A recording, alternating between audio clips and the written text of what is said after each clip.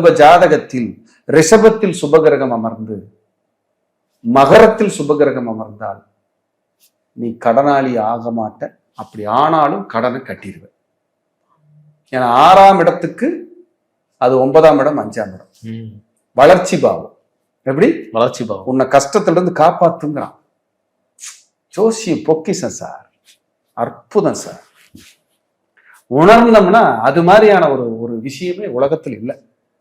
அந்த மாதிரி ஒரு அற்புதம் உணர்ந்திருக்கிறோம் நினைக்கிறேன். குருமார்கள் இட்ட பிச்சை, கடவுள் கொடுத்த வரம், இதெல்லாம் என்னை இப்படி பேச வைக்குது. அவங்க எனக்கு கட்டத்தில் அமைப்பு இருந்தா தான் பேசவும் முடியும். கண்டிப்பா கண்டிப்பா. இல்லைன்னா அதுவும் பேச விடாது. இப்ப முறையற்ற கடனால் நீ அவதிப்படுவேன்னு இருக்குதுன்னா நீ கம்முன்னு தான் இருக்கணும். சிலர் மருந்து மாத்திரை எடுத்துக்கிட்டே இருப்பாங்க. உங்க லக்னத்துக்கோ 6ஆம் இடத்திற்கோ 6, 8, 12 தொடர்பு இருந்தால் தொடர்ந்து மருத்துவம். எப்படி மருத்துவம்? அது எழுதப்பட்டிருக்கு. அப்போ உடம்ப நீ தான் பேணி காக்கணும், இல்லைன்னா கஷ்டப்படுவேன்.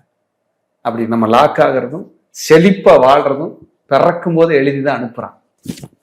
கரெக்டா பார்த்து கவனமா செயல்பட்டா வெற்றி உறுதி. அதுக்கப்புறம் தான் வழிபாடு, பரிகாரம், ஹோமம், பூஜை, புனஸ்காரங்கள் எல்லாமே.